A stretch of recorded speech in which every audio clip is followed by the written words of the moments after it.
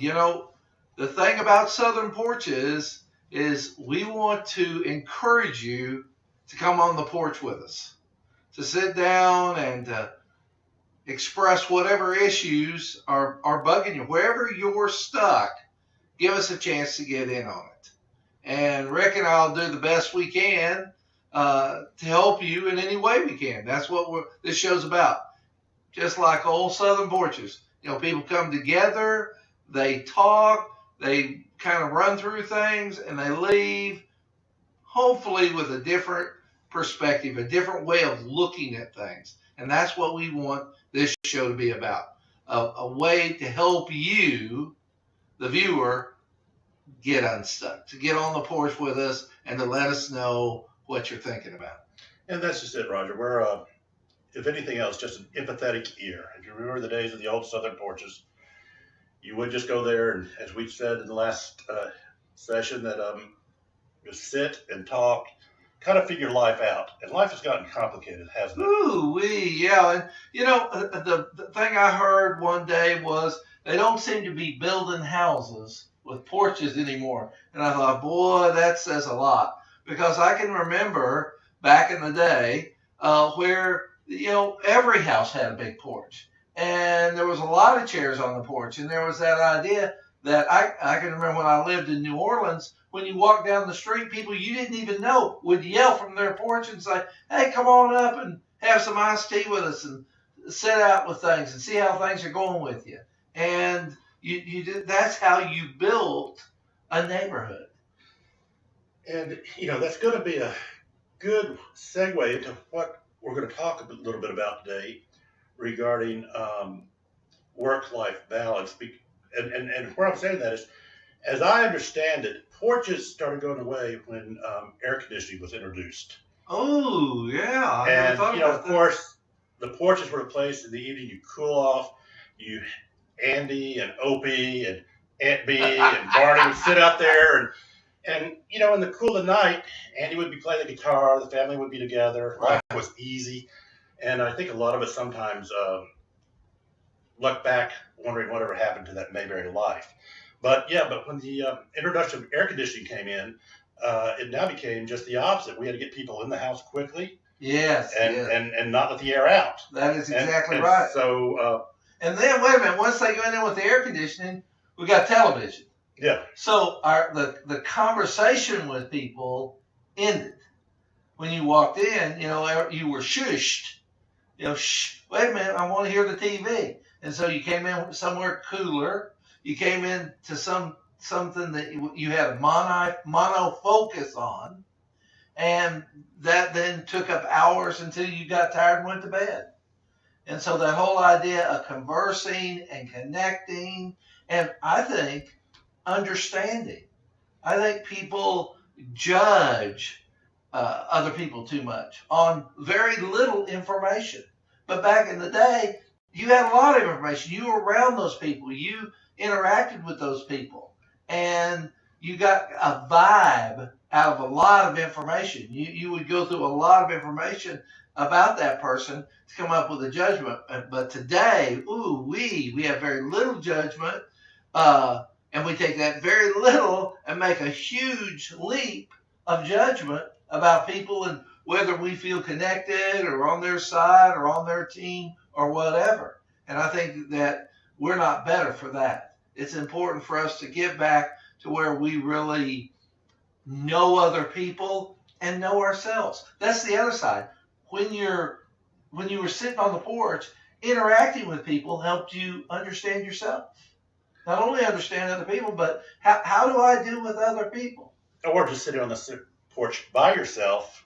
How many people can sit in silence anymore? Ooh. Silence is hard for people today. I heard a thing the other day that I thought was very fascinating about, it was, I think, a show called Survival, where they put people out in the middle of nowhere. Survivor, yeah. And the great thing was that the woman said, I feel I'll do good here because I have the ability to take care of myself. Mm-hmm. I have the ability to self-soothe. Boy, Rick, that's powerful. That is so powerful. To self-soothe. self-soothe, and being on the porch by yourself helped you learn that talent.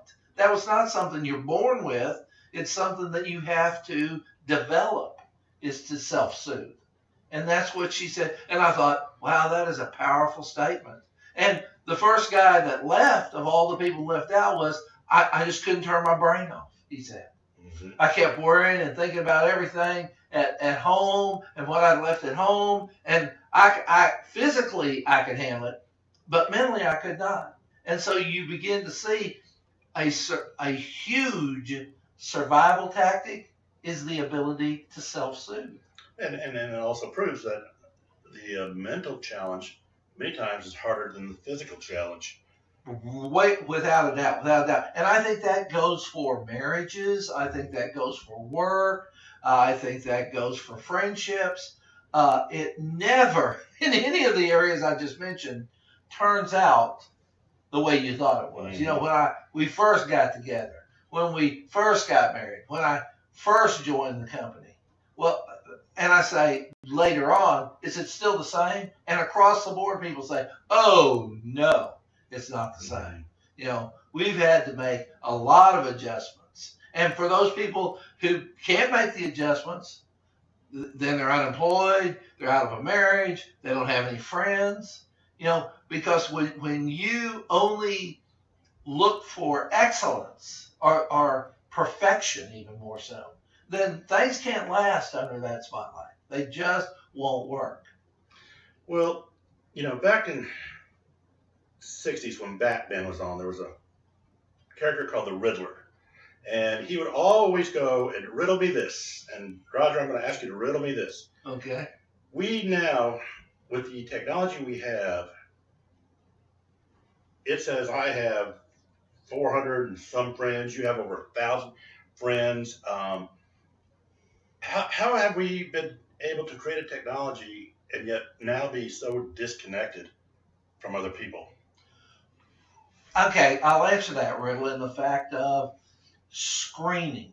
Mm-hmm. It's very seldom when people get with technology and get on technology that they don't do an incredible amount of self-screening. Probably the best example of that, Rick, is dating sites. Mm-hmm. How many people have you heard who say, oh, the person I saw on the dating site was the person I met when I made the connection?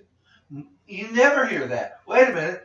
We put forth our best. Mm-hmm. The youngest picture, the thinnest picture, the best hairdo, the best color, the best whatever, and we put out all our best qualities. If we've achieved this, we've achieved that.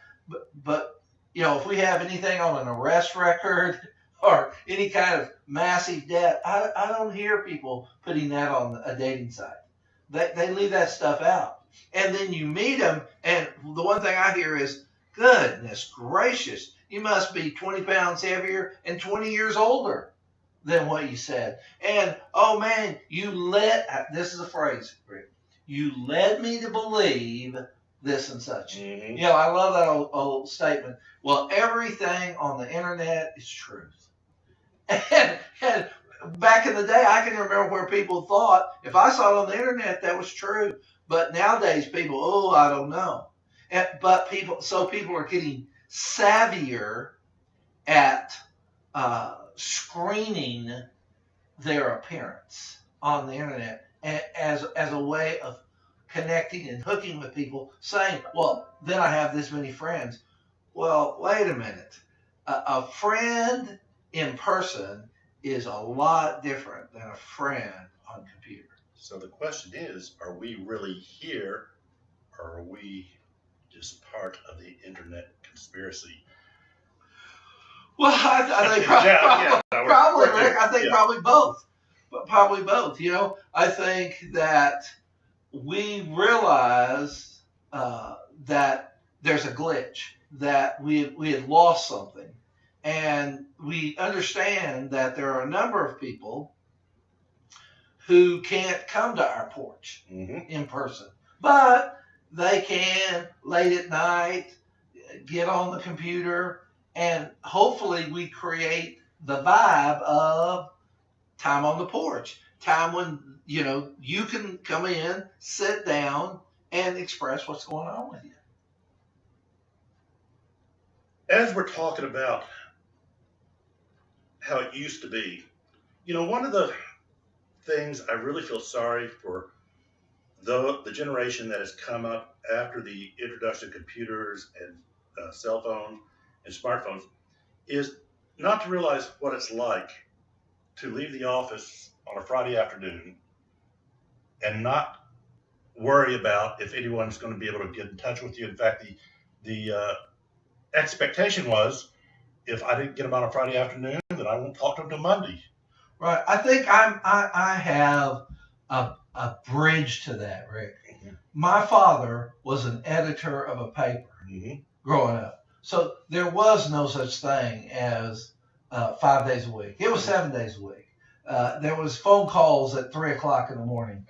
Come see this, come see that for the paper. And so I think my ability to get into the 24-hour, 7-day-a-week plan made sense to me because on some level, that's how I was living. Mm-hmm. But I think if I'd have grown up with a banker or with a shop owner who had, 9 to 5, shut the door, and I'll see you tomorrow, I think moving into the technology and how people operate would have been a lot harder for me. So, is work-life balance unachievable? Well, I think you have to not buy into the hype. And what's the hype? And the hype is if you work, you'll achieve. And the more you work, the more money you're going to put in the bank. And the more you work, the better you're going to be at budgeting. And the more you work, the more people are going to like you. And I think that has been the carrot that has moved the donkey of work.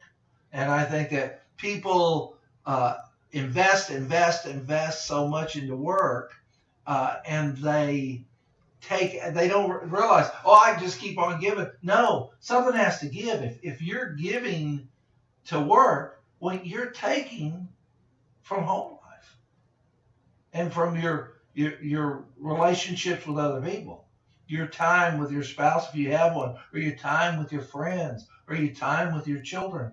Those all suffer. And I think people are beginning to see that it's so important to have a balance, that if I look to achieve at work, I have to achieve at home. It takes both areas to make a successful life. It takes a good balance of work, but as you kind of mentioned, there has to be a shutoff.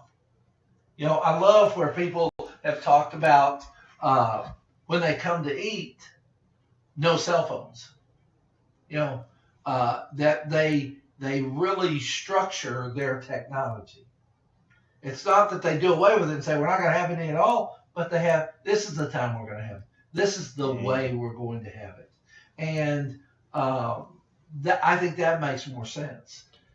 When people hear about internet addiction, probably the first thing they come to is thinking pornography, but there are actually now are treatments, people being treated for internet addiction and Facebook addiction. Oh, without a doubt. Because in some areas, the computer can be comforting. Late, cold night, here I am all shut in, I'm isolated, and so I'm feeling alone and vulnerable, and all of a sudden I switch on that computer. Now I have a conversation. Now I connect with people. Now I gain information. And also, what's kind of dangerous in that, Rick, is that's kind of an undercurrent way work creeps into a lot of people's personal life. Is, I'm not really at work, but in long before, if you're sitting on that computer, you're not doing things that are connected to work, that get your mind connected to work. And the one thing I want people to understand is when your mind is connected to work, you're not there. Bodily you might be there, but mentally you're gone. You're sitting at work. But I would go as far as saying that even when your mind is connected to anything on the smartphone or computer, you're not there. Oh, amen. You can have two people sitting on a couch all night on the computer or the smartphone, and there'd be no communication or interaction between the two. Physically, they're there. But, right. And we were at a Christmas pageant last night, and it was amazing how many people pulling their phones up, taking pictures. And they were so focused on taking a picture that they weren't focused on the program. And I think I saw a comment on the internet the other day that I really love that said, we went someplace and I didn't take one picture. I'm like, wow, they went someplace and didn't take a picture. Hold on, man. Let me turn this down while as I look at the comments. Okay, how's time valued? Kim Hamilton wants to know how's time valued. And he says there is a phone neck. Actually, Kim, that's a good point. There is actually a phone neck affliction today. Sure. Anything good overdone turns to bad. If you could take anything that's good, if eating broccoli is good for you, but you eat a pan of broccoli a day, you got problems. And there's a lot of people that are pan eating broccoli, so to speak, with their phones or whatever. And I think there's where you have to look at. And back to that idea of time, Mm-hmm. I think just like money, I think time needs to be budgeted. I think when I see people that I feel are coping well, handling things well, they are budgeted. They're budgeted. They're budgeted with their money. They're budgeted with their time. They know this is the time we do things. This is what we spend money on.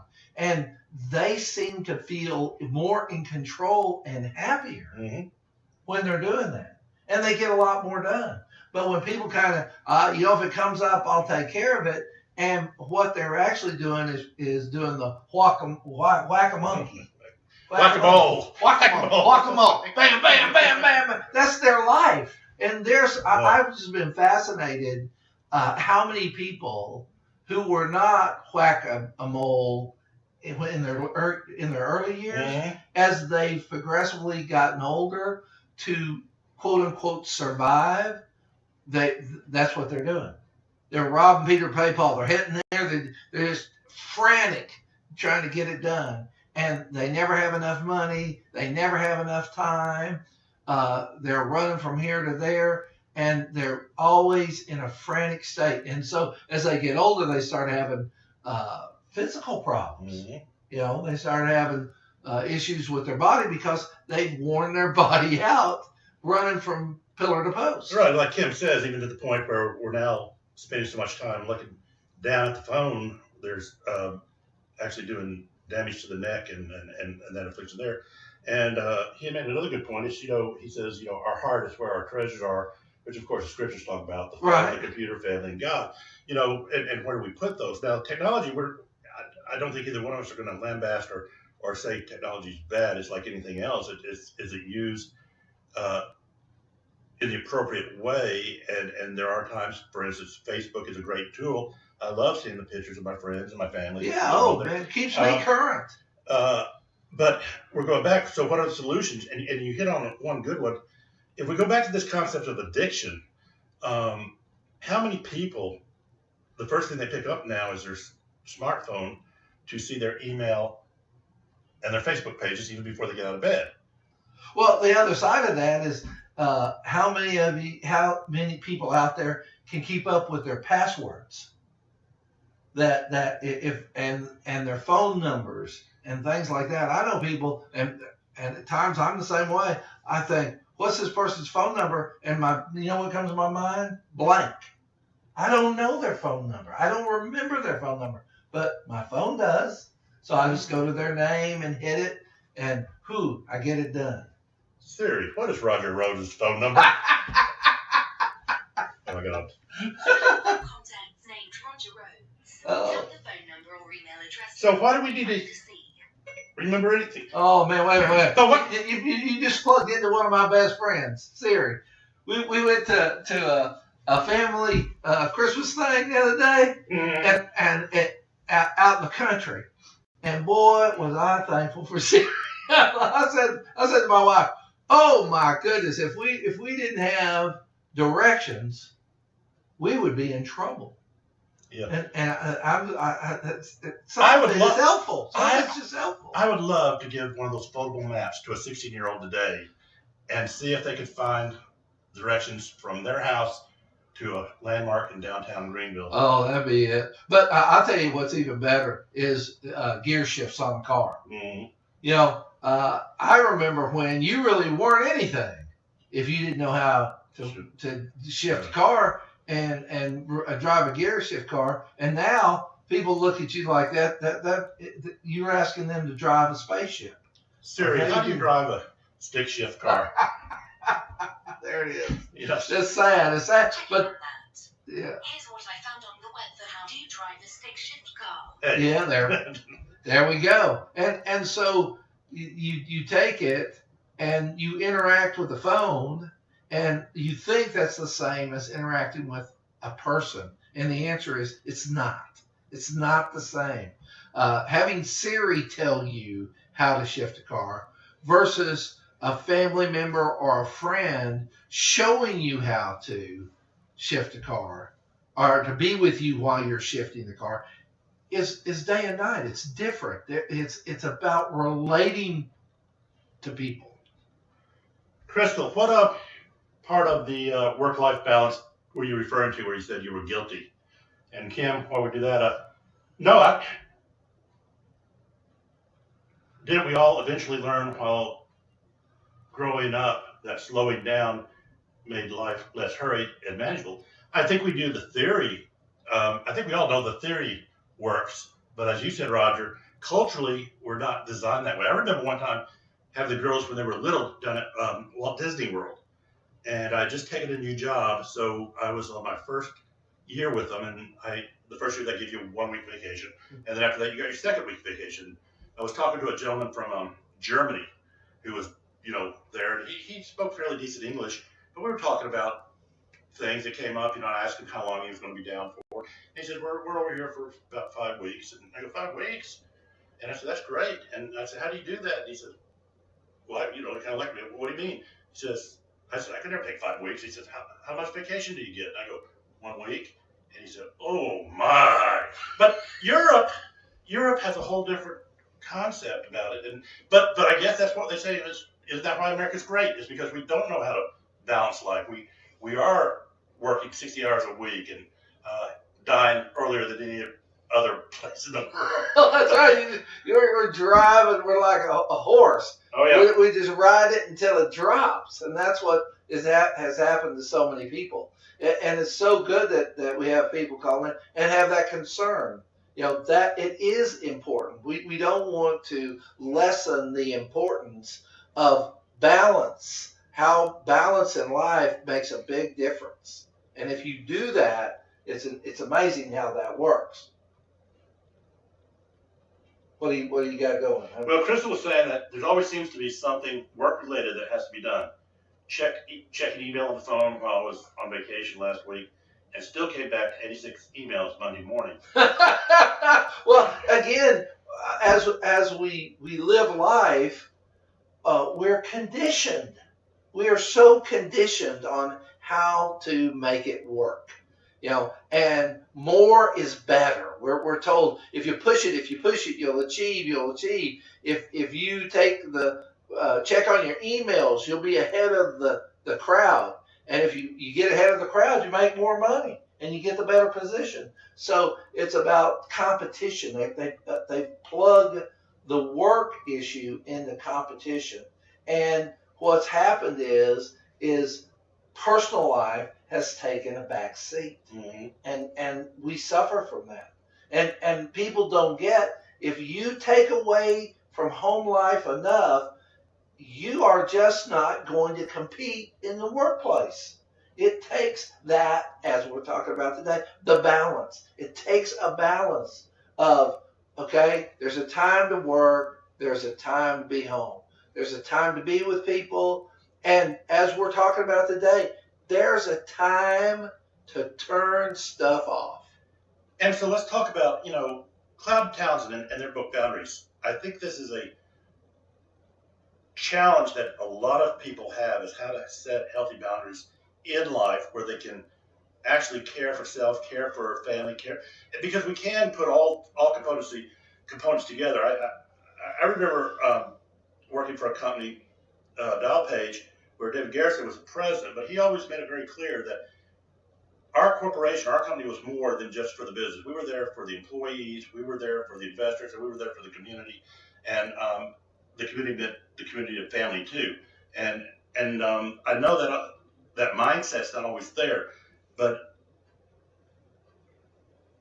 what about boundaries?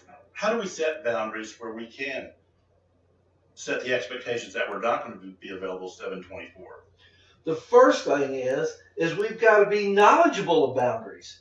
I mean, Rick, think about it. How many adults do you talk with today that even have a concept of what a healthy boundary is? And this is one of my pet peeves. I'm going to say it right up front. In school, you take algebra or you take trigonometry, okay? And I just wonder, how much algebra and trigonometry are you using today? And most people are going to say, I don't use it. I've never used it since that class. Well, that bothers me. Why aren't we teaching about boundaries in high school so that people know how to set boundaries, and people are given permission to set boundaries, and people are shown how it's done? And Rick brought up a good point. Cloud and Townsend does a book on boundaries, and it's awesome. But if I was to survey the majority of people I know, and I say, "Have you read that?" They say, "No." Wow. And if I think if I gave them a test on your boundaries, the number one answer would be, "Huh." Yeah. And the number one word that we have to learn in life is no. Ooh. Yeah. People don't know how to say no. Well, and again, now I'm going back to the balance. I think it's easy to say learn no, but it's the balance of yes and no. You got to know when to say yes and when to say no, and which times in your life do you say yes and you say no. Maybe at this moment it is the best for you in your life to say yes to it. A week later, it may change and be no.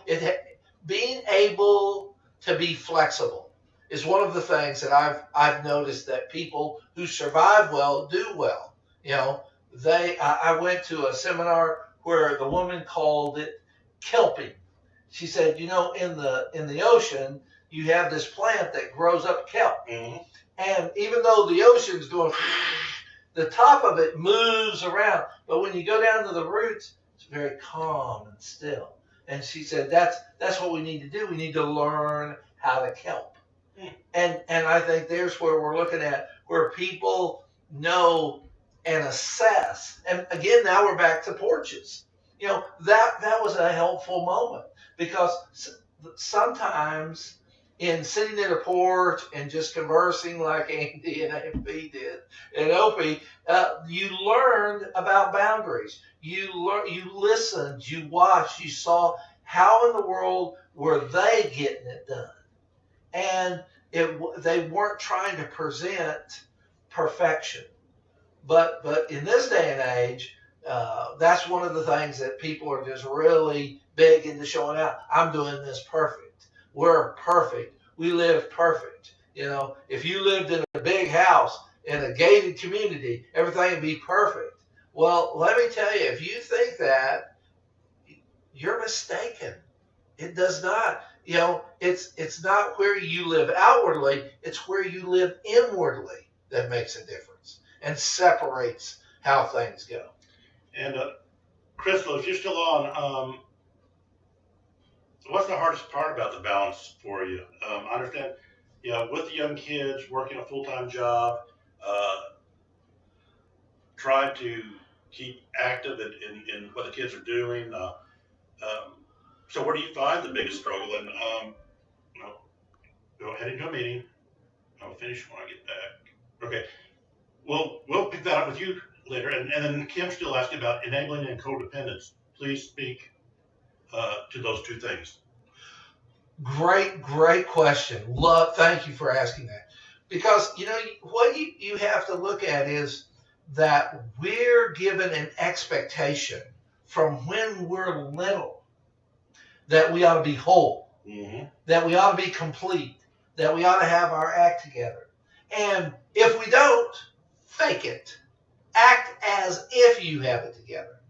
Well, because people do that, they grow up and they're like Swiss cheese. They have emotional holes that are not filled.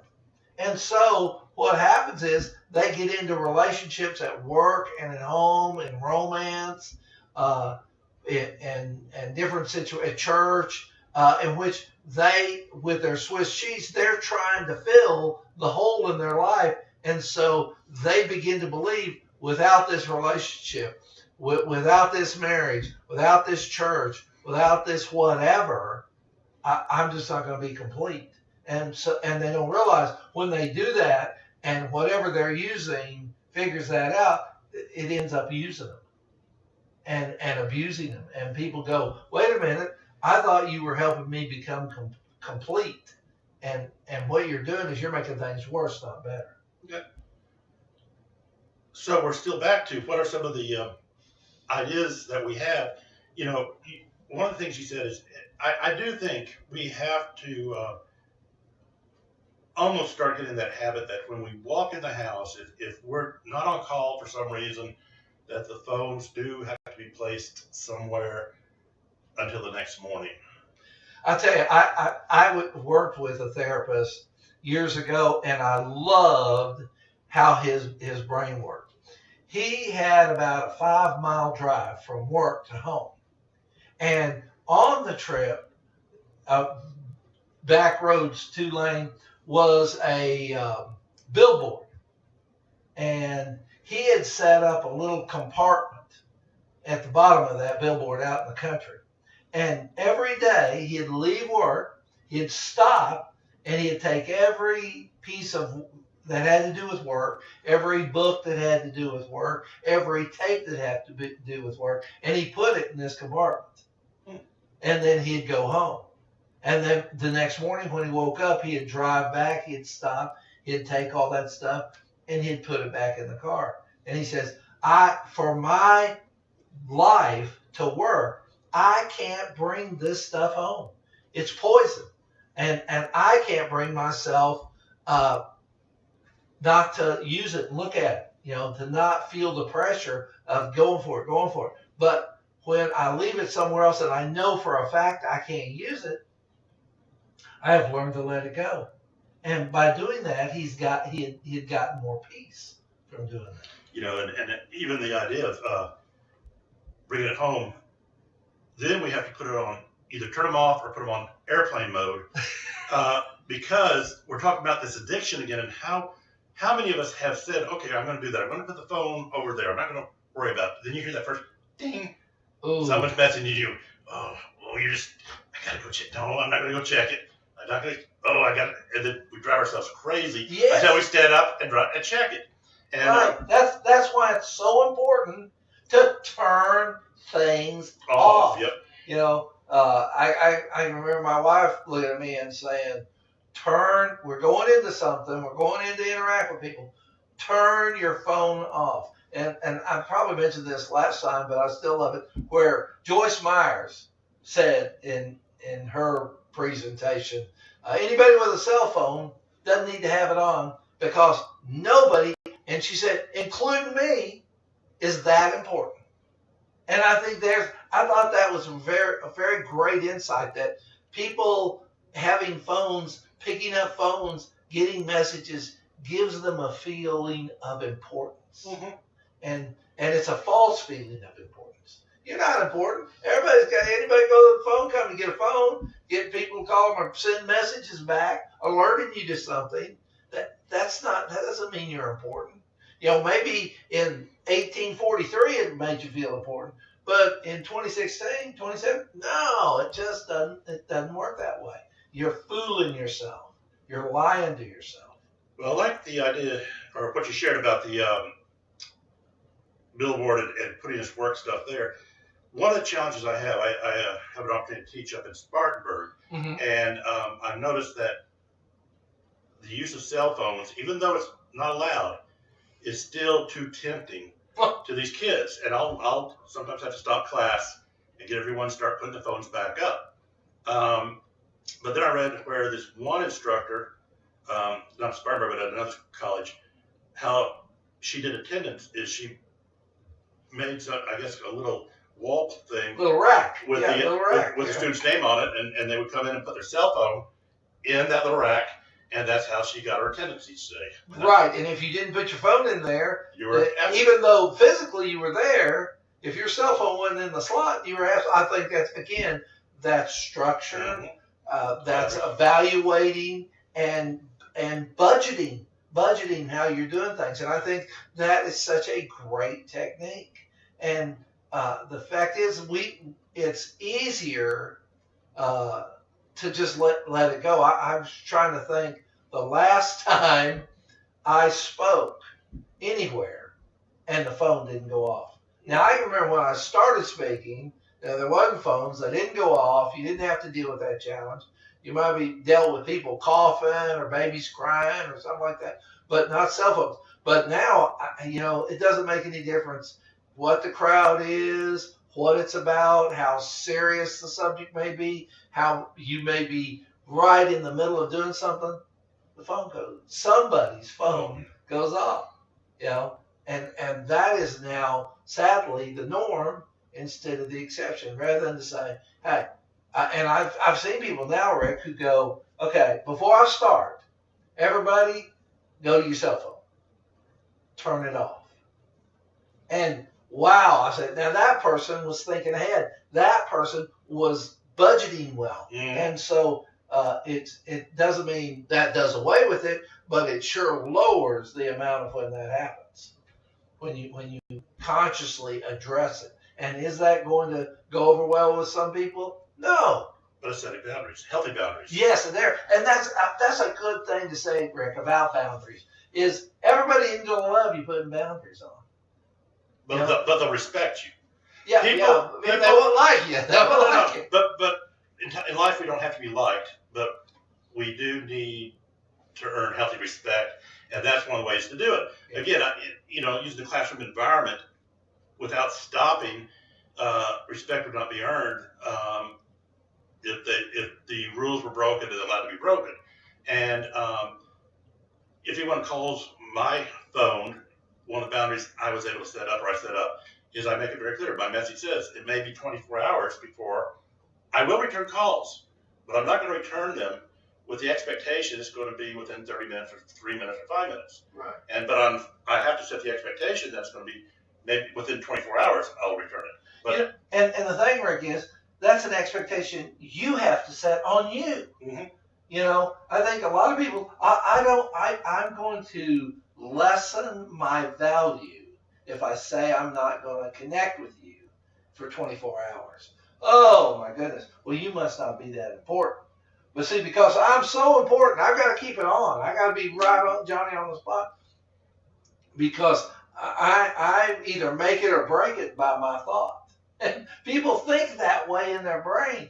And again, nobody's that important. That a couple of hours, a couple of moments where I am not gettable, but I get back with people, again, is setting a boundary. And that is so powerful. And also when you're looking at any relationship over the long run, not, a couple of days, but over a couple of years, boundaries are critical. Wow, setting the boundary for a relationship and saying, I just want, before we get into things, I want you to understand this way it's going to be.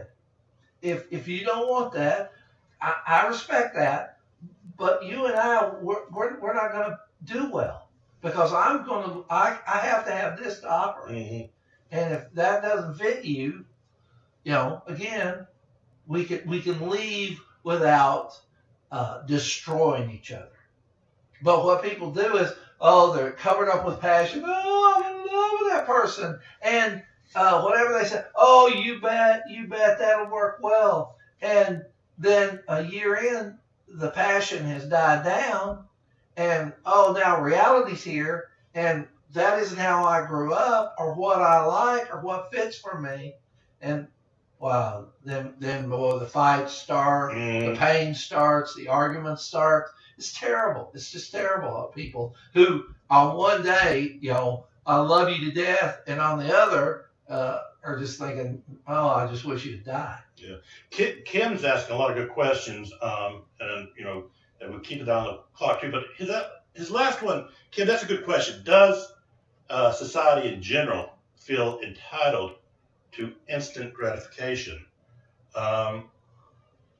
We live in an instant society, instant oatmeal, instant grits, instant breakfast, instant news.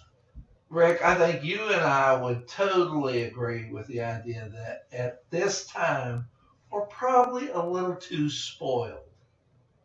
And that's really what in old world terms, we're really talking about. We've become spoiled. We've become expectant. We've become in a place of where my way is the way. There is no other way but your way. And people hate to hear it's not about you. Whatever it is, it's not about you. What? And their answer? Everything's about me. Mm-hmm. And everything, if I'm important, then everything has to be my way. Yeah. My way or the highway. And I will go back to Kim a minute because Kim is a therapist. He's with Alpha Omega. And Kim, I just wonder, what do you see with your people? Do they have that expectation that if they text you or call you, they're going to get an instant call back? Or have you called people back or text them back within a time limit they thought was not acceptable? And how have you handled that?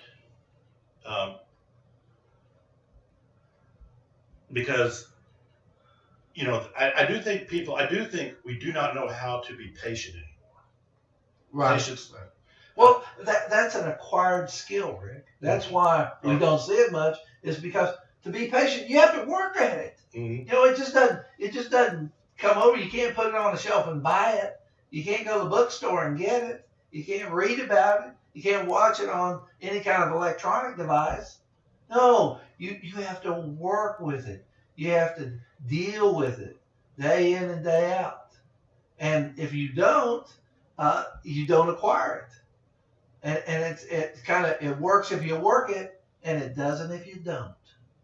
Kind of old AA kind of stuff there. But that's the way it is. That's what I've seen with patients. And people are getting less and less patient because they work at it less and less. Mm-hmm. And we want to encourage people, do the tough work. Just because you go look at the ground and say, oh, there's a ditch. Well, you can say that all day long. I want the ditch to be there right now. I can say that all day long. No, I got to get a shovel and I got to put it in the ground over and over and over again. And then I look up, oh, there's a ditch, because I invested and was patient with the process to get the job done. Mm-hmm. And that is a skill we don't work enough with our lives. Mm-hmm. For anybody, kids, adults, anybody. I see the whole crowd as being impatient. Kim said, that some of his people that, he do understand, some don't, but that again, maybe like we do sometimes is we quote unquote spoil them by not setting those boundaries and going out there. So we're talking about number one, turn it off. Yes, amen. Turn it off. Amen. Two is to, we haven't had time to talk about this, and I think maybe next session we could talk a little bit about the concept of toxic people. But how much do these type of people, or how do we identify who they are, and what do they do?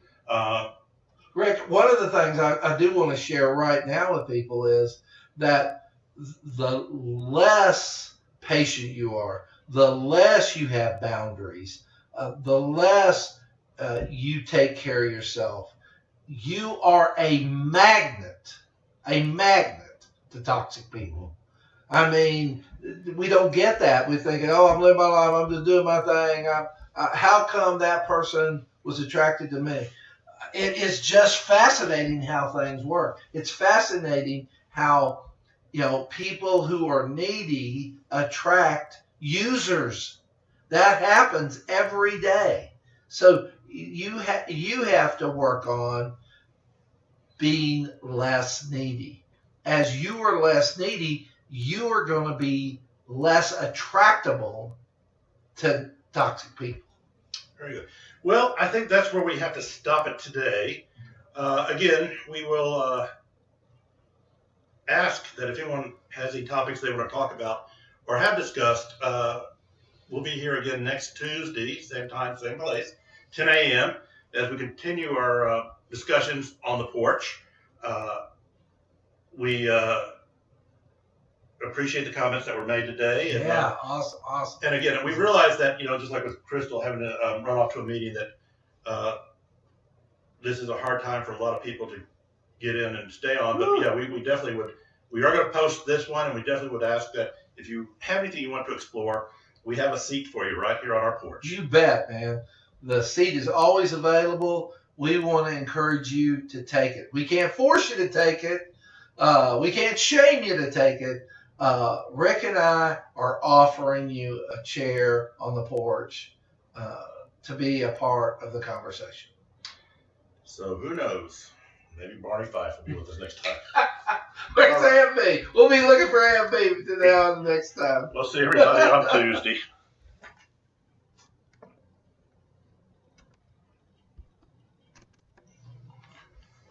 It doesn't like it.